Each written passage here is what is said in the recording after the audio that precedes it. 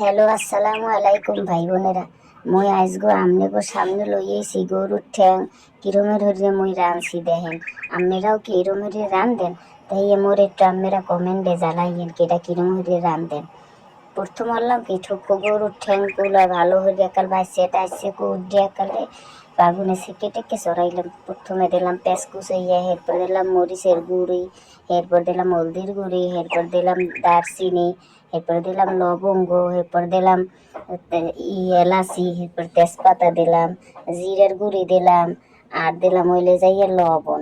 এরপর করবো তেল দিলাম। আপনারা যদি সয়াবিন তেলও খান হ্যাঁ দিতে পারেন, কারণ মুই তো বাসায় করবো তেল খাই, এতে মুই সব তরকারিতেই করবো তেল ব্যবহার করি। এরপরে রুম দিয়ে হালকা একটু পানি দিয়ে এরপর কষাইলাম। এরপর আরে খোদা রসুন আর আদা বাটা দিতে মনে এলে না, পরে আবার এই শেষে দিছি। এই এবারে আস্তে আস্তে এরপর তো একটু কষাইতেছি, কাল নিবিন জালে কষাইয়ে টসাইয়ে ভালো হয়ে একেবারে সুন্দর হয়ে যখন কাল ভাজা ভাজা হয়ে গেছে, তখন পানি দিলাম।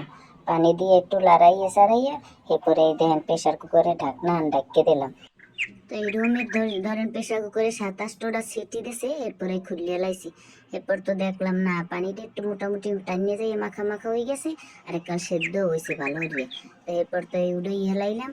উড়াইয়া দেখেন এরপর তো এই পেলায় বাইরিয়া টারিয়া সবাই রে দিলাম। ভালোই মজা হয়েছে। ইয়ে যদি গরম রুটি বা তন্দুর রুটিতে খান না, অনেক মজা লাগে।